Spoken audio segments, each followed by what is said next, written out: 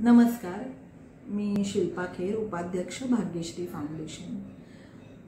Bhagyashree foundation मार्फत सक्षम नागरिक मोहीम हा जो उपक्रम आहे तो महाराष्ट्रातील विविध भागांमध्ये सुरू आहे आणि कोल्हापूर जिल्हा परिषदेच्या प्राथमिक विभागाच्या सर्व शाळांमध्ये हा उपक्रम आणि याच्या अंतर्गत रोजनिशी उपक्रम ज्याचे मार्गदर्शक डॉक्टर अनिल काकोडकर आहेत आणि आत्मनिर्भर युवक उपक्रम ज्याचे मार्गदर्शक lieutenant general doctor Dattatray Shekatkar आहेत। मला एक महत्त्वाची गोष्ट आपल्याला सांगायची आहे, ती म्हणजे जेव्हा कुठलाही उपक्रम कोणतीही संस्था आणते, मग ते प्रायव्हेट शाळा असू देत, शासकीय शाळा असू देत, जी संस्थेत आपण तो उपक्रम राबवणार आहोत त्या संस्थेमधील घटकांचं सहकार्य हे फार आवश्यक असतं आणि फार महत्त्वाचं असतं। याचा अनुभव आम्हाला प्रत्येक ठिकाणीच येत आहे। कोल्हापूर जिल्हा परिषदेविषयी जर म्हणायचं झालं तर तेव्हाचे जे मुख्य कार्यकारी अधिकारी माननीय संजय सिंह चव्हाण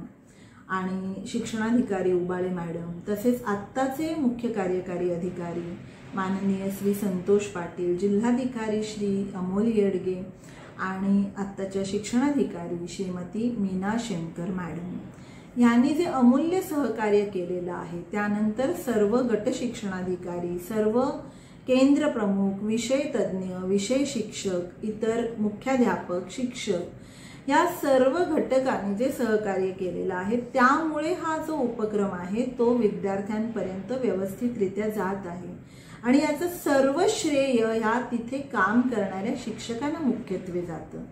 तर ह्या विषयीचे त्यांचे जे अभिप्राय आहेत ते आपण ऐकूया आणि अशाच प्रकारे जेव्हा आपल्याला विविध भागांमध्ये जायचं आहे तेव्हा मी इतर शिक्षकांना आणि अधिकाऱ्यांनाही विनंती करेन की जर आपल्या मुलांपर्यंत हा उपक्रम जायला हवा आहे, त्यांची सर्वांगीण प्रगती हवी असेल तर तुमच्या सहकार्याची आम्हाला अपेक्षा आहे। हा उपक्रम आम्ही विनामूल्य राबवतो आणि जर कुठल्या जिल्ह्यामध्ये हा उपक्रम राबवण्याची आवश्यकता तुम्हाला वाटली तर जरूर तुम्ही आमच्याशी संपर्क करावा। धन्यवाद। पण सगळेजण हा उपक्रम गेल्या ऑगस्ट महिन्यापासून राबवत आहोत याची आपल्याला सगळ्यांना जाणीव आहे। प्रत्येकाने आपण मीटिंग घेतलेली आहे आणि मीटिंग घेऊन प्रत्येक मीटिंगमध्ये शिक्षकांना या संदर्भात प्रवृत्त केलेलं आहे की हा उपक्रम राबवण्यासंदर्भात। तर माझ्या शाळेमध्ये म्हणजे केंद्र शाळा पूरमध्ये दयानंद मेहतर सरांना हा उपक्रम राबवण्यासाठी सांगितला आणि हा उपक्रम त्यांनी अतिशय हिरिरीनं राबवायला सुरुवात केली। त्यालाच हा एक प्रसंग मी सांगत आहे की एका विद्यार्थ्याला मैदानावर खेळत असताना 100 रुपयाची नोट सापडली आणि 100 रुपयाची नोट सापडल्यानंतर त्यानं ते पैसे आपल्या खिशात न घालता तो विद्यार्थी ताबडतोब ऑफिसमध्ये आला आणि त्यानं ते 100 रुपये सरांच्याकडे जमा केले। सरांनी त्या विद्यार्थ्याचं दुसऱ्या दिवशी प्रार्थनेला हार्दिक अभिनंदन केलं आणि त्याच्यामध्ये ही गोष्ट त्याला सांगितली की हीच दैनंदिनी आपल्याला रोजनिशी द्यायची आहे आणि त्याच्या अंगी असणारा हा प्रामाणिकपणाचा गुण त्यांनी सगळ्या आपल्या मुलांच्या समोर विशद केला। त्यावेळी त्या मुलाला महत्त्वाची जाणीव निर्माण झाली आणि त्यांना आपल्या प्रत्येकाला की आपण सुद्धा असं काहीतरी करावं हे आपण त्या पद्धतीनं रोजनिशी लिहावी असे त्या मुलांना वाटू लागलं। आपण जेव्हा गॅदरिंग होतं त्या गॅदरिंग संपल्यानंतर सगळ्या खुर्च्या इतरत्र पसरलेल्या होत्या आणि विस्कटलेल्या होत्या। जेव्हा आमच्या शाळेतील एक शिक्षक या खुर्च्या एकत्र करू लागले तेव्हा त्याच्यातल्या 2 विद्यार्थ्यांना जाणीव झाली की आपले सर जर खुर्च्या एकत्र करतात तर आपण मागं करायचं, म्हणून त्या मुलांनी 5-6 मुलांनी काय केलं, स्वतःहून या खुर्च्या एकत्रित केल्या आणि त्या ऑफिसमध्ये आणून ठेवल्या। तर अशा छोट्या छोट्या गोष्टी असतात की त्या मुलांच्यामध्ये कल्पनाशक्तीला वाव देतात, त्यानंतर त्यांच्यामध्ये आपण लिहितं व्हावं याची जाणीव त्यांच्यामध्ये निर्माण होते।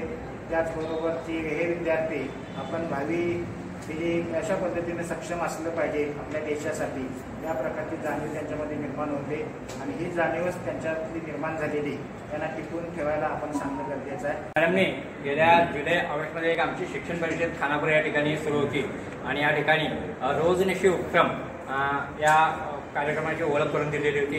रोजनिशी उपक्रम हा शाळेमध्ये दररोज परिपाठाच्या वेळी कशा पद्धतीनं राबवायचा याविषयी देखील कार्यशाळेमध्ये मार्गदर्शन केलेलं होतं आणि त्या मार्गदर्शनानुसार आज आमच्या तालुक्यामध्ये प्रत्येक शाळेमधून हा उपक्रम चांगल्या पद्धतीनं राबवला जात आहे. प्रामुख्याने विद्यार्थ्याचा शारीरिक, व्यक्तिगत, भावनिक आणि बौद्धिक विकास होण्याच्या संबंधी असा हा उपक्रम आहे. शाळा भेटीच्या वेळी मी केंद्रप्रमुख शाळा भेटीच्या वेळी मला बरेचसा उपक्रम शाळांमध्ये चालू असलेला त्याचा आउटपुट चांगला मिळत असलेला हा मला जाणून आला. सक्षम नागरिक बनवायचं म्हटलं तर एकच मॅडम उदाहरण देतो. मी एका शाळेमध्ये गेलेलो होतो आणि तिथे विद्यार्थी 4थीचा होता आणि शिक्षक जे मुख्याध्यापक होते ते मला वाटते आता रिटायरमेंट झालेच वाटते. या मागच्या महिन्यात काहीतरी रिटायरमेंट झाले, म्हणजे 1-2 महिन्यापूर्वी मी गेलेलो होतो दिवाळीच्या आधी. तर तिथं जर बघितलं तर असं मला एक अनुभव आला की 1:30च्या टायमाला मी गेलेलो होतो आणि शाळा आता सुटणार आणि विद्यार्थ्यांना पोहोचणार मिळणार अशा अवस्थेत होती. तोपर्यंत मी गेल्यामुळे जरा ते लांबले, मला माहिती देत होती मुख्याध्यापक, त्यामुळे ते जरा बेल वाजवणी वगैरे ते लांबले सुट्टी करायचं.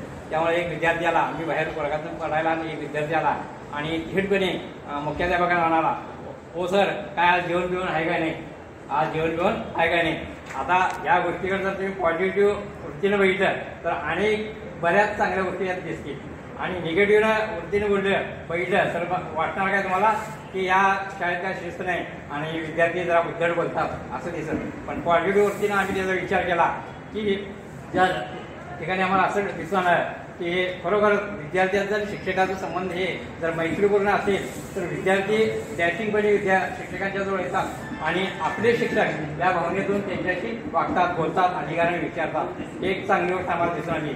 त्यात एक वातावरण त्या ठिकाणी दिसून आलं. मग त्यानंतर शिक्षक सुद्धा त्या विद्यार्थ्याला वयस्कर असून सुद्धा आणि आमच्यासमोर त्या विद्यार्थ्यांना असं त्यांना विचारलं असताना सुद्धा ते शिक्षक काही रागावले नाही, काही नाही. अगदी सामंजस्यपणे त्याला म्हणाले, होय बा दिव्या जेवणाची व्यवस्था केलेली आहे. अगदी शांतपणे संयमाने त्यांच्याशी बोलले आणि थोडा वेळ थांब, हे सर जाऊन देत, त्यांना तुम्ही माहिती देतो, ते जाऊन देत, मग आपण सगळेजण जेवायला बसूया असं नाही. म्हणजे या ठिकाणी असं जाणवले की हा उपक्रम राबवायला सुरू आहे आणि विद्यार्थ्यांमध्ये थोडासा बदल झालेला आहे. एक आम्हाला एकंदरीत दिसून आले. सक्षम नागरिक मोहीम या उपक्रमाचं नाव आहे आणि यावर म्हणजे हा जो उपक्रम आहे रोजनिशी लिहिण्याचा, खरं तर याचं पाठच एक 6वी आहे. मी आता 6वीला शिकवतो मराठी विषयामध्ये रोजनिशी नावाचा एक पाठ आहे. गेल्याच आठवड्यात मी 6वीच्या मुलांना हा पाठ शिकवला. त्याच्यामध्ये 3 प्रसंग दिले, 15, 16, 17 असे 3 दिवसाचे एक पॅरेग्राफ दिला आहे आणि 18 तारीखचा पॅरेग्राफ रिकामा ठेवला आणि तो मुलांना बघायला सांगितलं की त्या विद्यार्थ्याला 18 तारखेने त्याने रोजनिशी काय लिहावी अशी अपेक्षा आहे. हा पाठ शिकवत असताना विद्यार्थ्यांना अनुभव दिले आणि विद्यार्थ्यांना सांगितले की याचे फायदे काय असतात हे रोजनिशी लिहिण्याचे. तर ते पहिल्यांदा मुलं हसायला लागले की हे रोज रोज कसं लिहायचं, काय लिहायचं, सगळंच लिहायचं काय, सकाळी उठल्यापासून रात्री झोपल्यापर्यंत आम्ही काय केले ते. तर तसं नाही, काही विशेष घटना आपल्या जीवनामध्ये दैनंदिन जीवनामध्ये काही ना काही घडत असते. विशेष घटना म्हणजे रेग्युलरच्या सोडून काही वेगळं काहीतरी घडतं. पाहिलेल्या गोष्टी किंवा ऐकलेल्या गोष्टी त्या जास्त काळ लक्षात राहत नाही, पण जर लिहून ठेवलेली 1 ओळ असेल, 2 ओळी असतील आणि ती कितीही वर्षांनी जरी आपण बघितली तरी तो सगळा प्रसंग आपल्याला, सगळा इतिहास आपल्याला आठवायला लागतो आणि त्यातून आपल्या जीवनामध्ये कसा बदल घडतो याची काही उदाहरणं त्यांना दिली होती. आणि त्यावेळी मला सुद्धा आठवायला लागले. मी ज्यावेळी हुबळीला D.Ed ला होतो 2005-06 साली, त्यावेळी मेसला आमच्यासोबत एक B.Ed शिक्षक माझ्यासोबत होते सोलापूरचे. फक्त मेसला आम्ही दोघं एकत्र भेटायचो आणि त्यावेळी ते मला म्हणत होते की सुतार सर तुम्ही डायरी लिहिताय. तर म्हटलं काय डायरी लिहायची कसली सर, तर नाही म्हणाले. त्याने एक मला स्वतःचा अनुभव सांगितलेला की डायरी लिहिण्यामुळे काय होते आणि ते मी जाणीवपूर्वक त्यांना काय विचारलं तर त्यांची पर्सनॅलिटी बघितल्यानंतर मला असं वाटायचं की हे कोणतरी क्लासरूम ऑफिसर आहे, शिकायला विद्यार्थी B.Ed ला असताना सोलापूरचे. पण ते मला म्हटले की हे डायरी लिहिण्याचा परिणाम माझ्यावर असा झालाय की मी अगोदर कसा होतो आणि आता मी एवढा तुम्हाला म्हणजे इम्प्रेशनल का दिसतो याचं कारण म्हणजे माझं डायरी लिहिणं. हे त्यावेळी मला विद्यार्थ्यांना मला सांगावंसं वाटलं की मला आजही अजून ते प्रसंग 2005-06 सालीचे म्हणजे 18 वर्षापूर्वीचे सगळे प्रसंग मला आज आठवायला लागले. का आठवायला लागलेत, मी त्यावेळी लिहून ठेवले. आणि यातूनच आपलं मग खरोखर सक्षम नागरिक हा जो शब्द आहे हा खरोखर याला लागू पडतो. कोण आहे हे सांगून कुणाला कळणार, पण मी जर दैनंदिन डायरी लिहिली आणि माझे अनुभव लिहिले आणि ते ज्यावेळी एखाद्याला वाचायला मिळतील त्यावेळी त्यांना कळेल की हा व्यक्ती कसा होता, कोण होता.